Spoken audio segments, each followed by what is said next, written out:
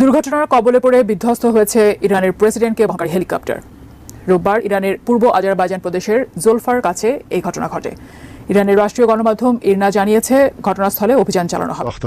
Helicopter বিধ্বস্তের পর ইরানের president Ibrahim রাইসির ভাগ্যে কি ঘটেছে? তিনি কি জীবিত আছেন? তাকে বহনকারী হেলিকপ্টারটি কোথায়? কিভাবে বিধ্বস্ত হলো হেলিকপ্টারটি? এর সাথে অন্য কোনো দেশ কি জড়িত? এমন সব খবর জানতে উদগ্রীব এখন গোটা বিশ্ব। দর্শক, মুসলিম বিশ্বের জন্য একটি দুঃখ সংবাদ। ইরানের প্রেসিডেন্ট ইব্রাহিম রাইসি আর নেই। হেলিকপ্টার বিধ্বস্ত হয়ে আজারবাইজানে তিনি নিহত হন। আনন্দে উল্লাসিত যুক্তরাষ্ট্র। তিনি নিহত হয়েছেন আজারবাইজানে, কিন্তু এর বিবৃতি দিচ্ছে যুক্তরাষ্ট্র থেকে। তাহলে কি ইব্রাহিম রাইসিকে পরিকল্পিতভাবে হত্যা করা হয়েছে? হ্যাঁ দর্শক, এমনটি মনে হচ্ছে। ইতিমধ্যে এই ইব্রাহিম রাইসির দেহটা খুঁজে বের করার জন্য